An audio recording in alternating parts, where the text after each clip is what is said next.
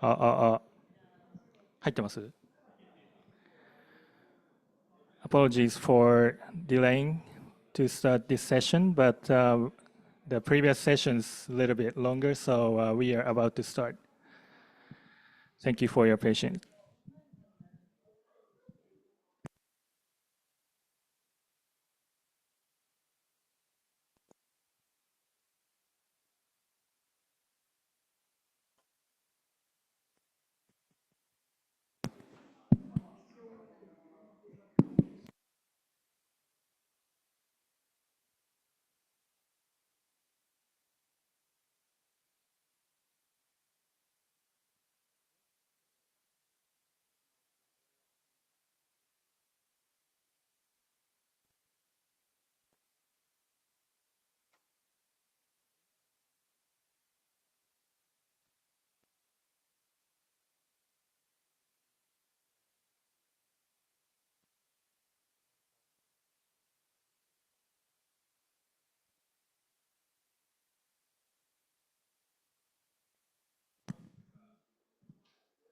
Okay, I think we are ready.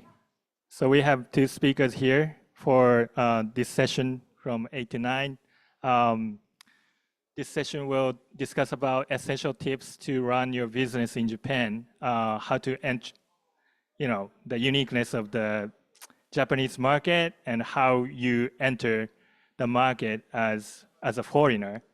And yeah, we have two great speakers here, Ozan Kara and Carlos Lastres. Okay, so this session actually Road to Global Gathering session, which is like we're gonna have bigger version of Thursday Gathering on February 27th. That's gonna be great opportunity for everybody to connect each other from the startup ecosystem all over the world. Venture Cafe actually located in so many different places, not only in Japan. So everybody's coming together and connect each other on that day. So this session will be the warm-up session and also Business in Japan, which is organizer of this event, this session. They're gonna host another session on that day as well. So I would like to make an introduction of our speakers. Let's start off with Carlos. So please tell us about yourself. Sure. Well, originally I'm from Costa Rica. I've been living in Asia for 8 years. First I was in China and then I came to Japan. I'm a software engineer and product designer. I also took a master degree in marketing. So it's like the full development cycle of a digital product, right? And in China, I learned a lot about how to develop a business and how to make it run. And the idea to come to Japan is to implement the same logic, but with the Japanese standards and culture. And that's it. Nice to meet you guys. Thank you, Carlos. So Ozan, please tell us about yourself. Yeah, thank you, Tatsu-san. So my name is Osan, everyone. Thank you for coming. I run a small agency in Tokyo called Kumori. It's a creative agency focusing on communications and PR, videography and photography. We also do events and event management. And it's not that I can talk a lot about how to run a business in Japan because it's going to be my second year in Japan, but I bring a lot of research knowledge about Japan with me. There are so many questions that come up every single day. Japan changes every single day. The rules change, visa requirements change. So, and I like to do research. Yeah, thanks for coming. Thank you, both of you. So yeah, this topic is really interesting, and I think many of you actually we have many people online as well. So I think many of you have some questions and some thoughts on that. So whenever you have any question or idea, please raise your hand whenever you can cut in. So this session will be really casual. So yeah, we're gonna be more engaging style. So yeah, and I didn't introduce myself. I'm sorry. My name is Tatsuo Ogura, program partner of Venture Cafe Tokyo, and actually currently co-lead of this global gathering event for February 27th. So only 1 month away. It's a really hectic moment, but yeah, it's really exciting. So and it's really great opportunity to collaborate with many community partners. We are having this session with Business in Japan, and another session we have Robotics Tokyo and Tokyo AI Club. A lot of different communities involved in this event, so it's really exciting. Okay, so let's move on to the topics. So first question I would like to ask you guys. Why are you in Tokyo or Japan? What was the reason, first of all, from different countries? For Japan is really far from your place, but how did you end up with Japan, Carlos?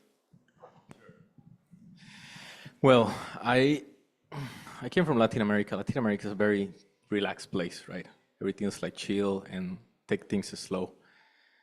And I like the fast speed. So I can say I'm in Asia and I ended up in Tokyo because I like to be efficient. I like to be fast and just like the business mindset, right? Of working hard, working towards a common goal and just make it happen. That is something that at least I can find in Asia prominent and like at community wise, which I love it, right? But why specifically Tokyo or Japan? So I was actually taking a holiday from China and I came here and I just feel I could breathe. I feel like, man, I can relax in Tokyo. Like the lifestyle is a bit more, not as slow in terms of business, but like enjoy things, enjoy the moment and create memories and experiences. And I was maybe in an environment focused on money, right? And like very business money driven. And I just feel like, okay, I can slow down here. I can find a balance between the business and lifestyle, which I think I need, right? So that's why I took the decision to move to Tokyo. So did you go to China first? Yeah, I spent 7 years in China. And I did many business, learned the language, culture, and so on. But I can say the speed is incredibly fast, and you can feel that you're losing a little bit the perception of like the lifestyle, and you get like very focused on the business, money, and so on. So I kind of find a balance here between what has been in Latin America and what has been like in a very excessive money environment. And it's like something in between, which makes me happy. I can still develop my ideas and so on, but I feel like I can enjoy a moment. That's an interesting story. Okay, so Ozan, how about yourself? I feel like, and Carlos and I, we never talked about this. So Tatsusan, Carlos and I are friends since last year. We met in Tokyo actually, and we never talked about this. Now that I hear you talk about that, but for hearing that China was a really like money-driven and fast-paced culture, I think back to Switzerland. Many people ask me, well, why did you leave Switzerland? Because we have great salaries and life is great, life quality is super high. And while that is true, I found myself kind of like in the same work environment. There is like, once you hit the ceiling, you cannot really go further. You can have your, you talk with your bosses about salary raise or about more work, something else. And because you're kind of like trapped in this small business mindset, I want to say, which isn't necessarily a bad thing, but there's like no room to grow. So to give you a little bit more background, I studied communications and applied linguistics. but I minored in Japanese studies, which was a lot about Japanese culture more than the language. And because of that, I did a pretty long time in Kanazawa, Ishikawa-ken. And then COVID happened, and I was like, well, what do? I cannot stay in Japan.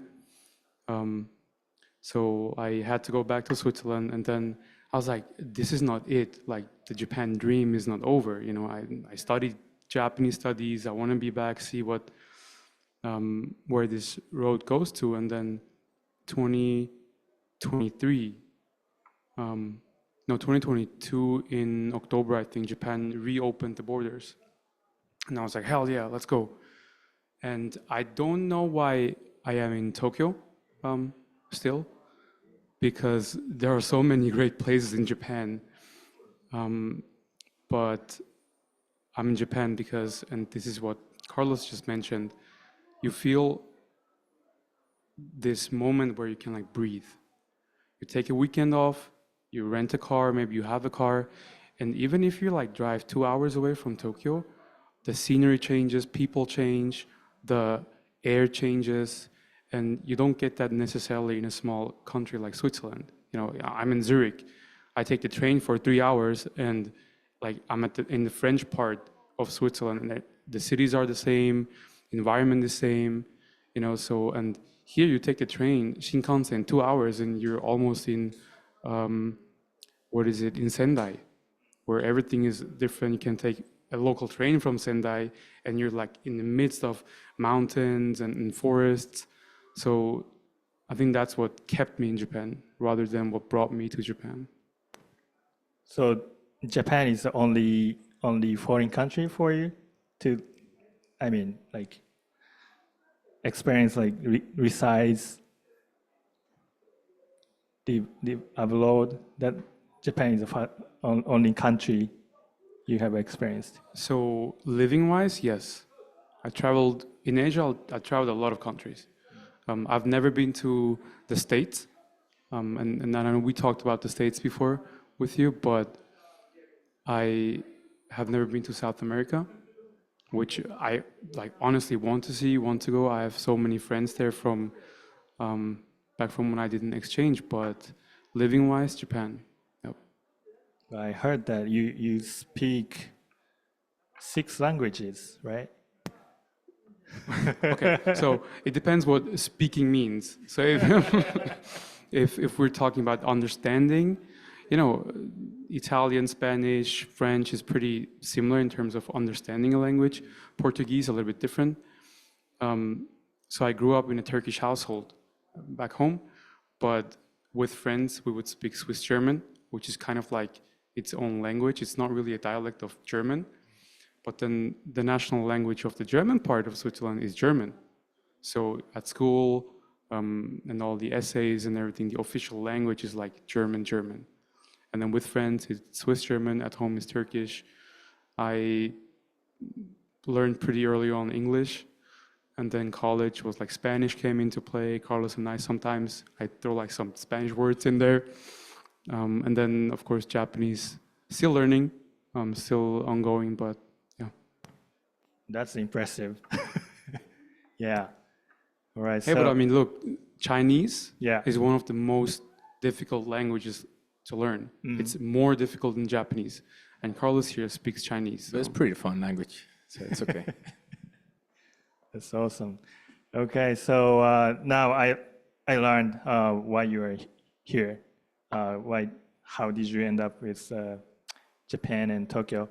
So let's move on to any findings, learnings from when you kick off your business in Japan. I think that's a quite experience to start your business in foreign country, and especially like you don't have different cultural background and also language barriers. What did you find? What did you learn when you start your business in Japan? I think one of the biggest findings is, well, first, you need to be reasonable with your business idea, right? You cannot pretend to come to Japan and sell T-shirts. I mean, it can sound cool, you have a nice design, but There are many excellent Japanese designers, so you gotta be like wise. I need to bring some value to the country. That's for any country, right? That you wanna do business. Uh, However, Japan goes just a little bit slow. That's the biggest finding. I have been opening business in Hong Kong, Singapore, China, and Japan is just slow because they like to make sure you understand everything, that you are going to succeed, which I find very good. And so they take their time and they double check and they verify with you. So I came from that fast speed environment and then suddenly like they slow me down. It's like, wait, we need to check this. I'm like, but nobody check on me. So I will say that's the biggest finding, like the speed. You gotta be a little patient and that's good. Allows you to actually prepare better the things, to double check, which is like part of the culture of Japan. Make sure it's right before you push it out. And I find it like I keep learning every day, right? And at the beginning, I was a little bit bothered by the speed, and then I just find out, okay, I'm actually become better as a person because I'm making sure things are right, and I'm more responsible by the fact that I take a look again and I make sure everything is in order. So I found it very positive, but it's hard to adjust to the speed, I can say. Is that different from China as well? Yeah, I mean, in China, you can have a company within a week, bank account the same day that you arrive, phone number the same day, without any Chinese, right? And because everything, as I said, is business money driven. It's like, do you have an idea? Cool. Do you have money? Okay, well, welcome. Let's do it. So it's very, very, very fast. But they don't check anything. I see, I see. How about you, Ozan? I completely agree. I mean, everything takes time here, which in my opinion is a really good thing because, you know, else everyone would just come to Japan and open a business. And then Japanese quality is known to be one of the highest in the world. And I feel like that's because of the not slow, but like controlled pace that everything happens. Everything has to happen according to rules, and it's like step by step. So you come here first, you get the visa. After getting the visa, you think about, okay, I need the apartment. Once you have the apartment, you can get, you know, I want to say, a phone number. Once you have the phone number, you can get the bank account. Once you have, and it's like as kind of like step by step process. And what I found was, and Carlos briefly mentioned that, back home, I still am, but like I'm super outgoing, extrovert. If you know, if we talk about introvert and extrovert, the more I stay in Tokyo, and that's what I don't understand, the more I enjoy just being at home and like by myself and being like more introvert. And I don't want to go out. You know, the first year I was here, I went to networking events 5 times a week. I was everywhere. But then this year, well, last year, 2024, I found that I just don't want that anymore. And there's like a great event and I need to think like 3 times. Like, do I want to go? Is it like, and do I have energy for that? And I feel like this slow pace kind of like, you know, gets you, like, keeps you kind of like grounded, which is pretty cool, I feel like. So Japan makes you like that? A little bit, yeah. A little bit. And Because then of the obviously, environment or? well, it's the environment. It's you. I think you come to an understanding that there's nothing you can do about like procedures. You just have to wait. You know, and then with that, you become more patient. You understand things from a different perspective, I want to say, and yeah, I think that's pretty much it. Yeah, that's interesting from Japanese perspective. Yeah, it's like, you know, our country and yeah, that's right. It's like, you know, it's really, everything takes time. You have to confirm a lot of things like, you know, you need to have hanko, like stamps from like every single managers and yeah, that takes forever, but that's some sort of Japanese culture. And maybe one more thing now that you mentioned Hanko. Carlos knows this pretty well, I believe. So Hanko, right? You need to have a Hanko. But then to get the Hanko, you need to register your name at the city hall. But then after that, you need to get the certificate of registration, and you need to get the card, and you need to have the hanko. And then having your business, you need all those things to get your business hanko, and then same certificate and the card. So it's a really slow and controlled pace. I get it. Yeah. Do you have a hanko? I have hanko. Do Japanese people have to have a hanko? It's normal. We never like thought about that. Like, it's normal. But when I go out of Japan, I just, make a signature. That's it. Never use stamps. So that's really interesting perspective that, the foreigners bring in, and, my foreign friends are just, having fun to create some hanko by themselves in Japanese name on it. So yeah, that's one of the culture, and makes things slow, I think. Okay, thank you very much. And so the next topic, market entry. So it's getting more business, and how to start your business and also your life in Japan. First of all, you need visa, and I think Ozan, you have some story episodes on like receiving visa. Well, yeah.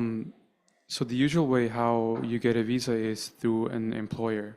So you'd find a job either abroad, or you come to Japan as a student, or maybe if you're lucky as a tourist, and then you find a company that would sponsor your visa. And then one of the most common visas, I believe, is the humanities engineer visa. And I was really lucky actually, when just before going back, when I just returned to Japan, I was like, okay, I cannot find a job. It's not what I want to do anyway, so I might just go back. The government just announced a new visa, which was the J-Find visa. And it's two categories. Well, it's basically a subcategory of the highly skilled professional visa, which is called J-Find visa and J-Skip visa. J-Skip visa I could not get. It was, I think, a requirement of having 40 million yen in annual salary, and I was like far away from that. And the J-Find visa was really cool because it allowed me to, well, the requirements were you have to have graduated from one of the top 100 universities. And luckily, University of Zurich was like place 80 something, 87 or 90. I think right now we are out of the ranking. We're not even top 100 anymore. And so I applied for it. And the problem was no one knew about the visa. So I would go to immigration to apply for the visa, and they didn't know. So I took out my laptop, and I was like, well, it's on the website. I want to apply for it. So it was there. I think I had a lot of uncertainties. And then obviously getting an apartment was ridiculously difficult. It was impossible, because as a foreigner, if you want to get an apartment, you need to have a guarantor, which is usually your employer. So they want to see where you work at, and they want to see maybe names like SoftBank or I don't know, big names. And I was like, I don't have that. I have a bank account, a foreign bank account. I couldn't even open a bank account in Japan, and that puts you like in a cycle. It's like, so you got this J-Find visa, which is basically a job hunt and startup preparation visa for young postgrads, which allows you to work. But in order for you to work, you need to have an account because you want to invoice your clients. But you can't because you don't have an employer that basically acts as your guarantor. So that was really tough. But I believe every visa has, benefits and fallbacks. Yeah. Are there anybody supporting you, or like did you use some services? For the visa, no, because no one knew the visa. Okay. Like not even I contacted law companies, and I couldn't find any information on the web because no one had the visa.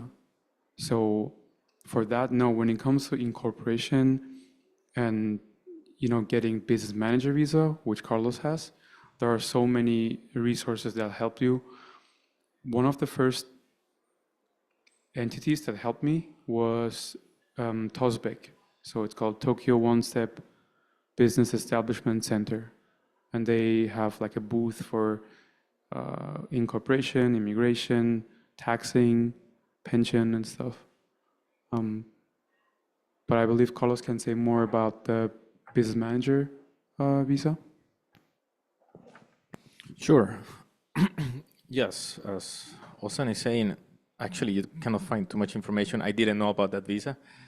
And my decision was more impulsive. I just came to Japan and I said, you know what, I'm gonna move. I had no idea what I was going to do actually, but I'm always good with business. I can prepare a nice business plan and prepare something related to technology, which luckily is good everywhere in the world, right? So I came here as a tourist, and then I started to find out, and there's the Jetro and also Metro Tokyo. They kind of give me some guidelines of what to do, right? Like you need to prepare these documents, send it over first so we can check, and so on.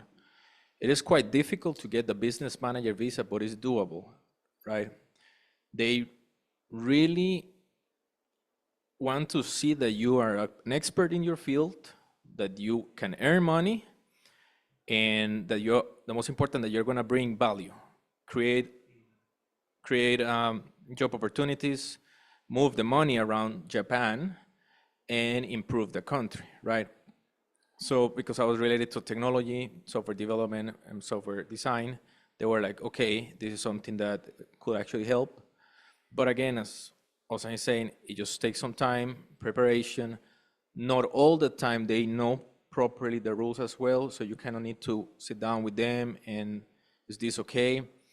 And like I remember a funny story that I was renewing my business manager visa, and then I go to the website and the URL is broken.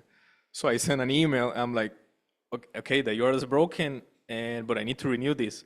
And they were like, this is the new URL, but we suggest you call the place, make a meeting to double confirm. And then I called a meeting on 25th of December, and they were like, yeah, that's the link. So it's just this type of thing, right? Very funny, but again, I was just being responsible and making sure that's the link because I need to renew it. But sometimes they are also a little bit lost. So just take time, patient, and double confirm everything. That's Japan, I guess. Yeah, but yeah, seems like getting visa is really time consuming and really complicated. It's really tough, but I just learned that there are not many places that can help you. But Tossback could be a solution, and they now have the office, right? But I can say OSA knows more than them, that all of these entities, definitely. you can start your business. Well, I've been in touch with them for a long time, and I try to stay up to date. But yeah, so what's interesting is that even Carlos said he came as a tourist and then switched to the business manager visa, which is really, I think, interesting to me because you can come here and the opportunities are here. You just need to plan accordingly and know your value. And that's what, in Carlos' situation, he did. In my situation, I didn't really have a business plan, but it was a different visa. So yeah, there are opportunities, but Okay, thank you very much. So next one.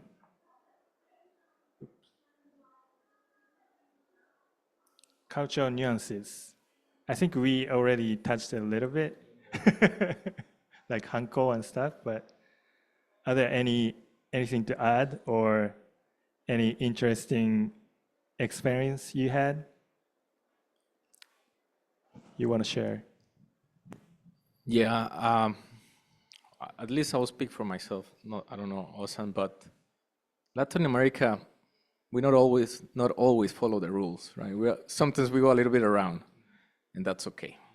And then in China, it's also okay. When I say not follow the rules, it's like maybe you find a way that is faster, or you cannot skip one step, and it's okay. Like they will be pretty flexible, but you cannot do that here. That's good because give you more discipline, and again, part of being responsible.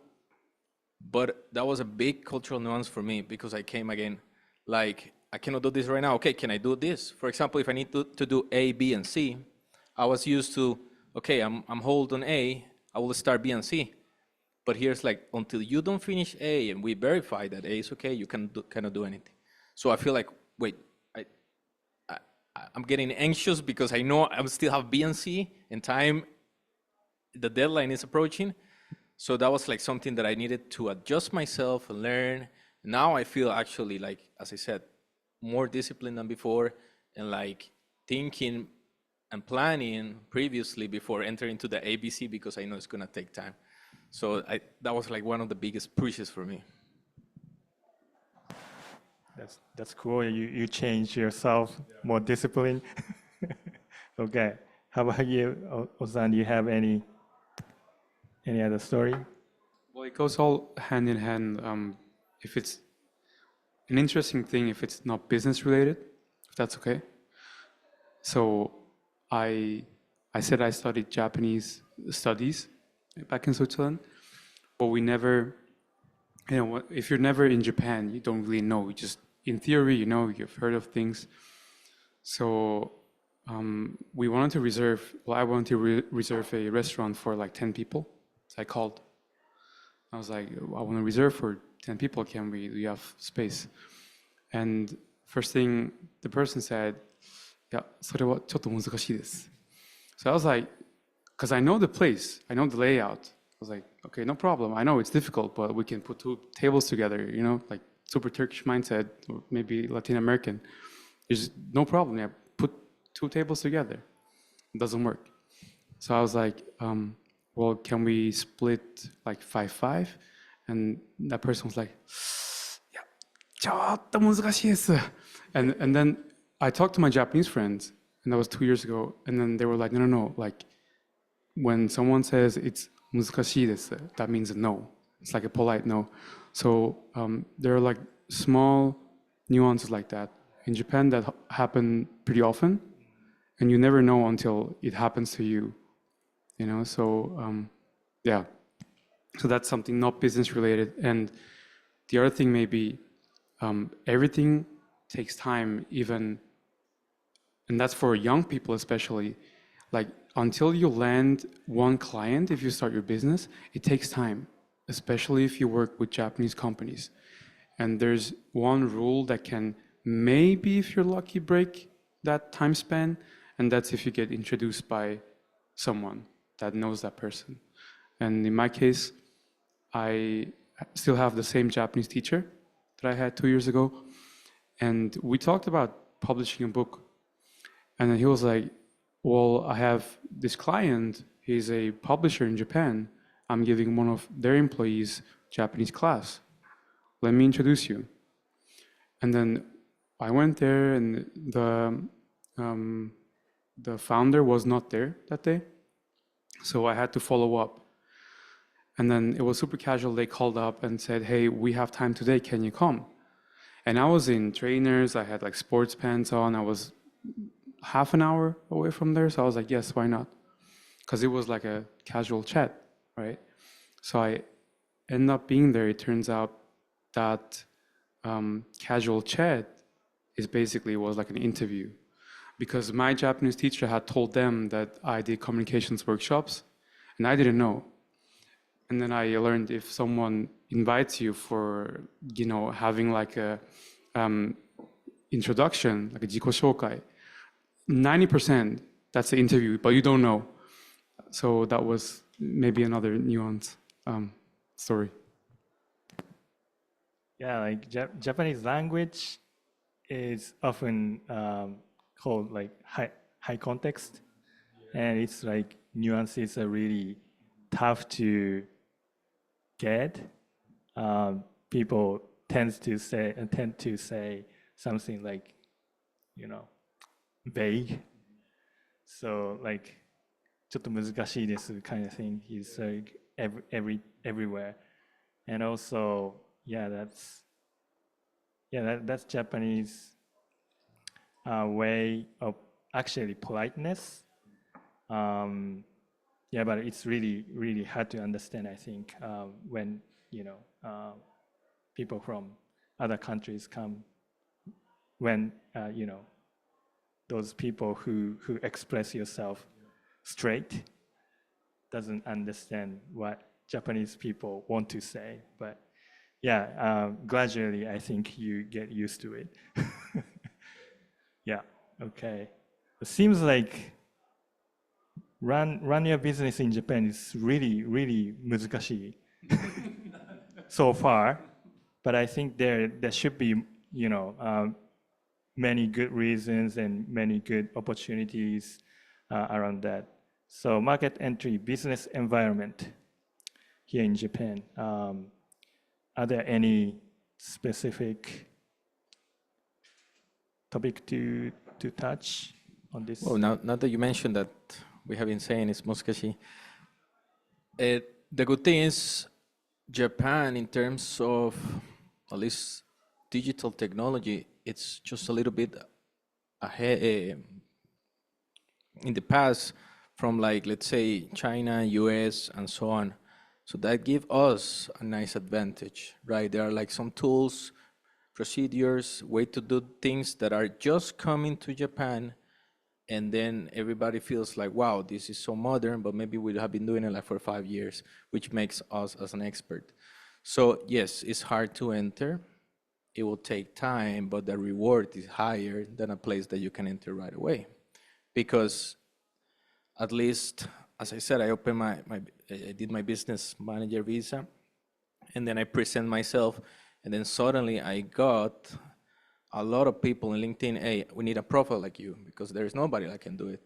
And I got like 3 recruiters asking me for the same position, because they were like, man, yeah, we really need you, because it's like, we don't find anybody else with this many years of stuff. So the reward is really high, right? So you always need to balance. What I'm doing is gonna give me a nice result, definitely in Japan, right? Business environment, muskashi. It's just full of traditions. That's like the part that it gets me sometimes. And yeah, there are a lot of formalities that I'm still learning in business. So definitely, I cannot work for a Japanese company because it will drive me nuts. But as a business owner, it's good because things work different, and they appreciate that you're professional, and the procedures and formalities are less. But I did like 1 or 2 interviews for Japanese companies. I was like, no, the cultural differences are huge, right? And I'm a creative person that I like to take my time to do my stuff. And yeah, they was just like, we were not compatible at all. But you have some business deal with Japanese companies? Yeah, that's the thing. Getting a deal company to company is way easier, right? Because you don't need to deal with all that management and administration and all that hierarchy of people. It's just like, we need this. Can you provide this? Yeah, I can provide that. Okay, we'll take a little bit of communication, some samples. Good, deal. But when they want you to work for them, it's like, okay, yeah, you need to dress in this way. You need to do this. We're kind of okay with the tattoos, but not so okay too. And then you start to say, but you just want me to do this. Why you don't allow me to do my stuff, to do my craft, right? So it's different. But as a company, it's like a company thing. So I find it beautiful. I see. Thank you. You have any comment on this topic, Ozan? Not really. I could elaborate on what Carlos said, but I think so there's this thing called the unfair advantage, which I talked to with one of my close friends and mentors about, and that's, if So let's say Carlos tattoos, right, on his head, even on his knuckles, and that might be not something for like company internal perspective. But what if that company needs someone like Carlos to go global, to go to China, maybe to Latin America? So I think that's a huge advantage that a lot of foreigners can bring if they know their value. But Thank you. I think we are running out of time, but we still have some topics to cover. So moving forward. Oops. Yeah, so it's like localization and communication. How did you grow your presence in Japan? That's one of the important topics. Yeah, this is good for everybody watching and here. You need to understand Japan, definitely. So you need to come and live for a while and understand how things work. Otherwise, it's not gonna, or it will take a lot of time. So localization, you need to attend this type of events. You need to chat with Japanese people and see how they make business. So you can learn how they present themselves. You gotta have your business card. And like I did business card, last time I did it was like 10 years ago. Then I came to Japan, I need to do it again, right? It's because it's just the way it works. If you don't come yourself with a business card, it's like you're not professional. And then you're started with the wrong foot. So a little bit of time, get to know everybody. And your digital presence, it's very important. Right now, everybody's looking things online. I get at least 2 or 3 people per month asking me about services, LinkedIn. So I post a little bit of mix of what I do in Japan and how I bring some value. So I put it easy for the people to say, this is what we need, right? And marketing in Japan is super interesting. You cannot show what you do. You gotta, because the thing is, if I go and show exactly what I do, it means that I'm bad and I need to tell you what I'm doing. So that's why we find all these funny and funky ads that is like some anime and stuff, and at the end it's like a ramen. You're like, but what's going on, right? In this way, like we're so good that we don't care, and you're still gonna buy it. So you gotta play around with that a little bit. You can only learn about that in Japan. If you're outside, you just think, wow, that's so cool, but it makes no sense. But when you came, it's like, okay, you're just playing the card of I'm so cool that you need me. So yeah, that'll be my take on it. Thank you. How about you, Sam? well, I mean, you have to put yourself out there.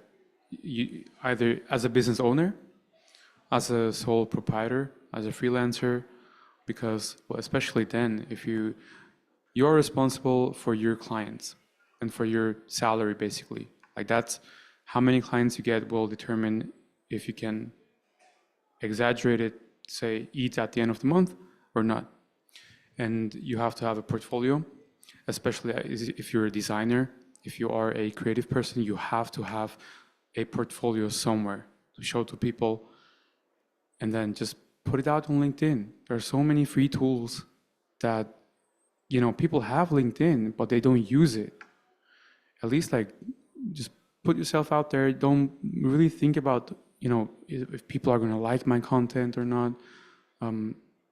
But try to add some value to your network, to your own online presence, and then go to events. And I think the rest will be a lot of mouth to mouth marketing. I know someone that might need Carlos services, so I go like, hey, this is Carlos, and then maybe vice versa. Carlos goes like, oh wait, so I know someone who does communications. Let me introduce Ozan. It's a lot of giving and taking. Yeah, so using digital tools as well as I think community is really important, like this type of places. And also the organizer of this session is Business in Japan, which is the biggest international digital community on LinkedIn, right? It's more than like 80,000. Yeah, so quick marketing. So I am part of Business in Japan, and this all happened thanks to Jason. So Jason, if you're listening, thank you so much for this opportunity. So Business in Japan is actually the biggest business in Japan. community on LinkedIn. So we have over 90,000 members. I don't know. We don't know if all of them are active, but we do have them somewhere. And it's again there. I mean, even this right now, right? So I know you because of Jason, and I know Jason because of LinkedIn because I reached out to him 6 years ago, I think, 5 or 6 years ago. So it all happens through people, basically. Yeah, so connection through community or online tools are really important to grow your presence in anywhere, not only in Japan, of course. So that's important. I think that's basically all the topics we covered. But are there any thoughts or questions to the speakers, or if you have any additional topics you want to bring in? Just a quick thought on my side. It's good to face challenges. It's good to face hardship. It makes you better.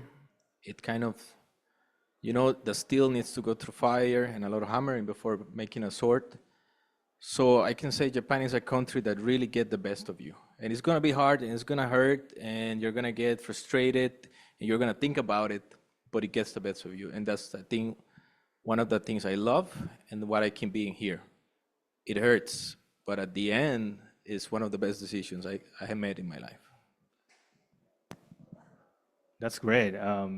Yeah, sounded like really, really tough place to run a business. I'm just warning the people. I'm just warning. But there are so many tips that you need to learn, and yeah, if you want to run your business as a foreigner in Japan, I think. Ozan, do you have some comment? Yeah, even if don't even think that far, don't even think business. Life in Japan is so different if you're here as a tourist. Like the first time I was here as a tourist, everything felt different. You see the colors different. You hear like the street. You know how the street light goes like, right? So that's like, oh wow, like we don't have that in Zurich, right? So everything is different. The trains, the Shinkansen, everything is like crazy. And once you live here, you get to see that every day, hear that every day. The environment becomes same, and a lot of young people, unfortunately, leave Japan because it's not really what they thought Japan would be. It's not like the anime country that a lot of young people come here. They go like, oh, nice, cup noodle ramen, nice backpacking.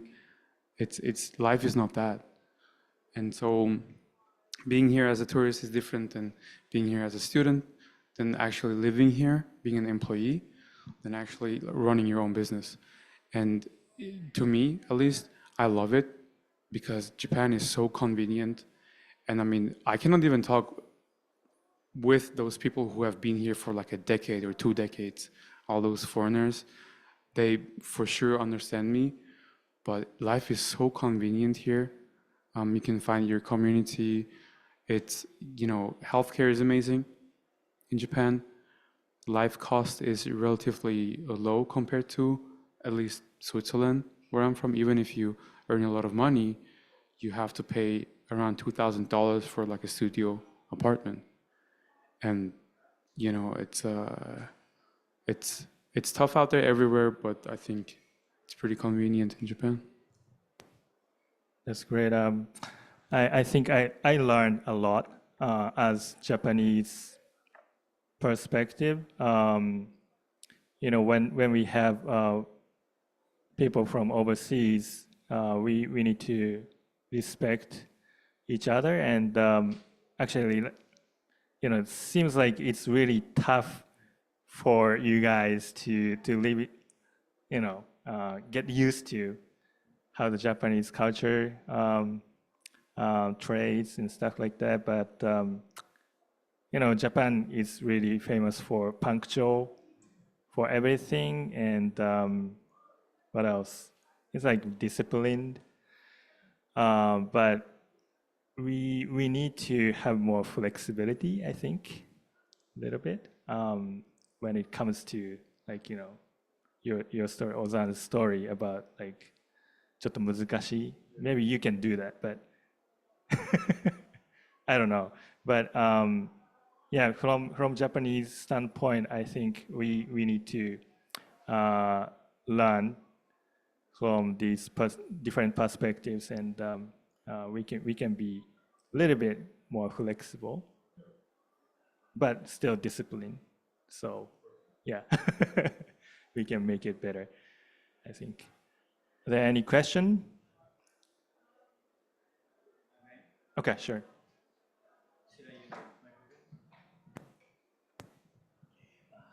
Hi, so I am a Japanese, but actually I have been in the United States for 8 years until last month. So I'm trying to refit into this society. I have a few questions. Well, let me start with a twofold question. If you do, I don't know if you do, but do you hire people? Do you have, and if you do, there's this regulation, this constraint about lifetime employment in Japan. How do you deal with that situation, that constraint? Do you, yeah. So I do have employees, and there are two ways to do this. Yeah, one, first, when you're doing your business manager visa, they require you to already plan that you're going to hire 1 or 2 people. And they require you to learn about the social responsibilities that you need to pay. That one that you mentioned is not included within like the first years. And the other thing is they also know that you are starting, so you're able to hire freelancers. And then they take care of their own taxes and social responsibilities, right? So there's these two ways. When you have the startup, you say, okay, yeah, I'm planning to do that, but I need to get some clients. I will start with people that are already registered as a freelance, and they pay their own tax and they have everything in order, and then I can transition to an employee. But yeah, there's like a lot of social responsibility that they require you to. Again, they require you, they suggest you learn it, but you actually need to present a document saying, yeah, if I hire somebody for 200,000, I need to pay this and this, and they will be like, okay, he knows. Yeah, I mean that if you want to like pivot or something, you want to lay off people, but in Japan, that's really 難しい. That's why they So, suggest you to learn about it, so you don't go and hire 3 people at once, and then you're like, oh no, wait, I need to start moving. I see. So you gotta, I said, you gotta be responsible, learn about it, and say, yeah, in my business plan, I put that 1 person because I'm estimating that will be enough. And if I need to scale, it will be like the last resort to make another bold move, right? Again, it's just about double check everything. Another place you will go, hire a lot of people, then lay off, that's fine, nobody cares. But here, I mean, they're protecting the country. That's the thing, and I said, you need to bring value. Sure. They don't want you to come here and say, I know, yeah, I lost my business, I don't have money, bye-bye. They want to say, no, we want you to succeed, so it's gonna take some time, and you make sure that you take care of your people. I see. Thank you. I think this is going to be the last question. Oh, thank you. Hello, I'm Christian. I'm just also thinking about starting my own business, maybe in future, but still wondering, like, what I would like to ask you guys. You started, like, when you started a business, you had to decide what kind of legal entity you're choosing. So always what I hear is you need to start with a kabushiki kaisha, right? But there are so many other more easy, let's say, ways of incorporate your business. So any thoughts on that, or what did you choose, if I may ask? Osan is is the one with more knowledge on that. So I chose KK because it doesn't make sense I have a creative studio and I'm developing like an AI companion, holographic AI companion. It doesn't make sense to have the whole structure of organization of stocks, at least right now. So it's like, yeah, I'm bringing some services, and this is like the ideal form for me. But also has more information about like the different types and like sole proprietor and so on. So I think 8 years ago or 10 years ago, there was another type of company called Yugen Gaisha, which is basically the nowadays Godo Gaisha. So it's right now you have two types that are accepted. So it's GK and KK. And one is, I think in US terms, it's LLC and LTD, or co-LTD. And what kind of business do you want to start? Well, it's a software product, Okay, so like the a service as a software. okay, so you want to start a SaaS company, basically. So it all comes down to the question: do you want to have like investors and pay out in stocks? Then you need to have a kabushiki kaisha, which is a KK. And I hope it's, everything that I tell you right now is fully true. And then if not, if it's just you for now and you want to have regular employees and you don't want to pay out stocks and you don't want to IPO, you start with a GK, which is a Godo Gaisha. And there's, financially, they're basically the same. You just pay 60,000 for a GK to incorporate and 110 or 20,000 for a KK. And then you have a difference in like you're going to get audited first as a KK pretty fast because they want to see where money goes, and because KK usually has more investment, initial investment, and then GK, they say for the first 5 years they take it pretty chill, and then they start to audit you more. Sorry, I mixed it. I'm JK.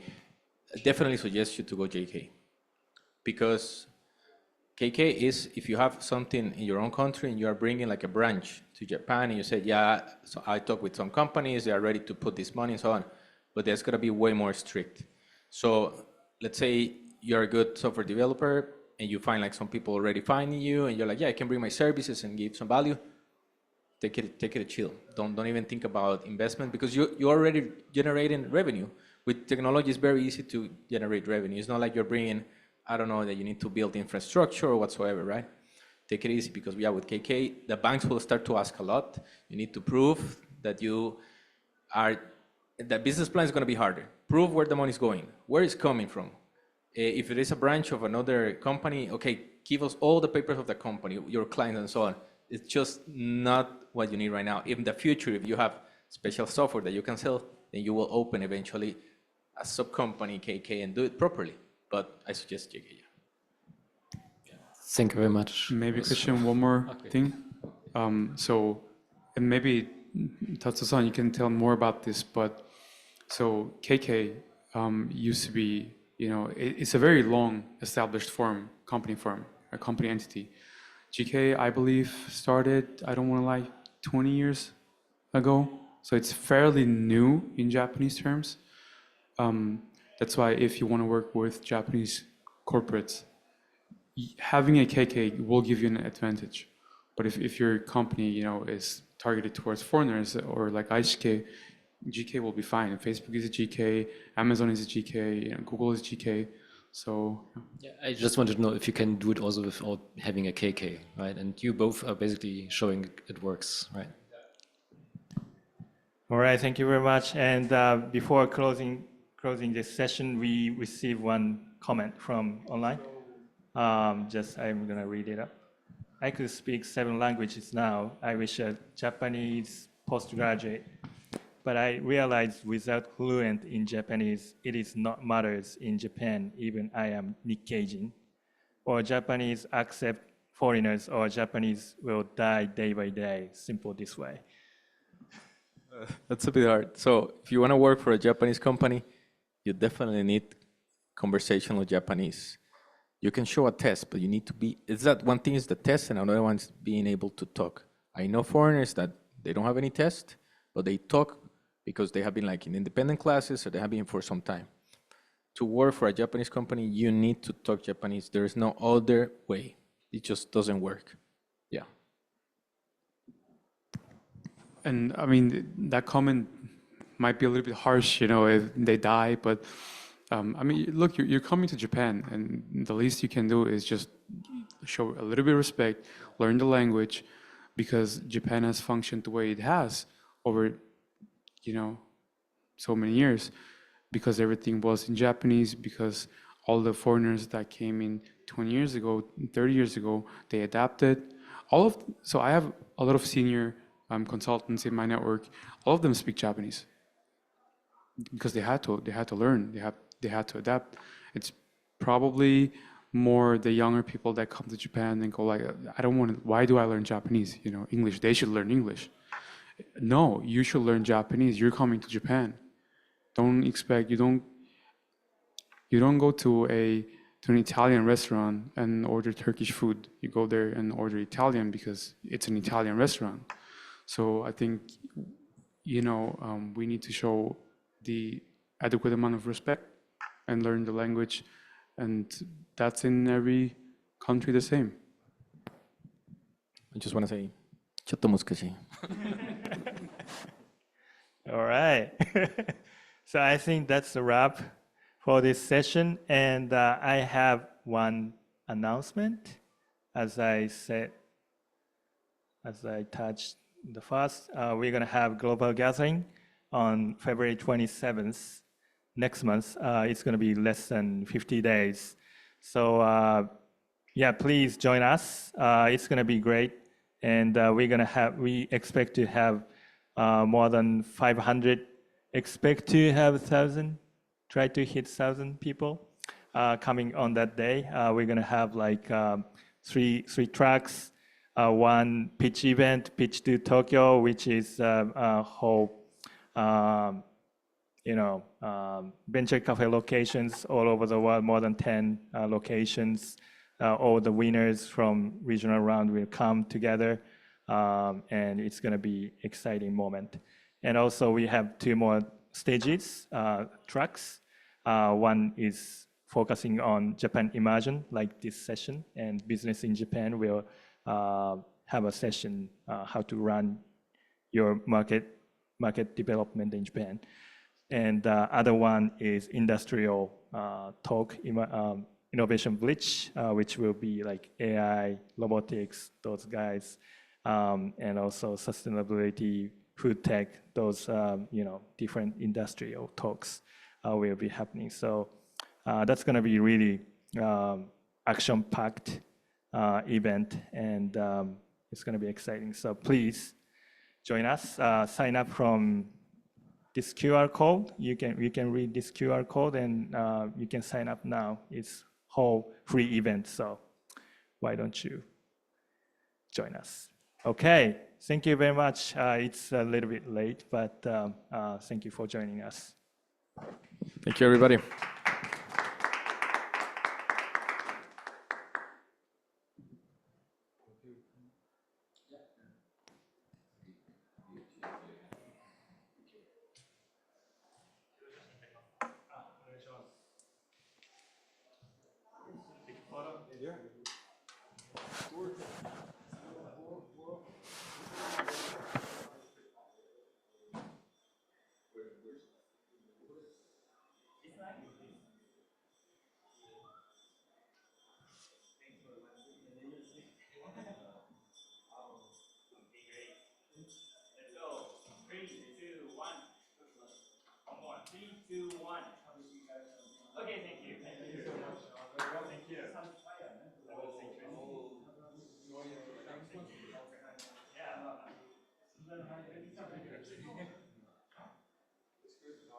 We had a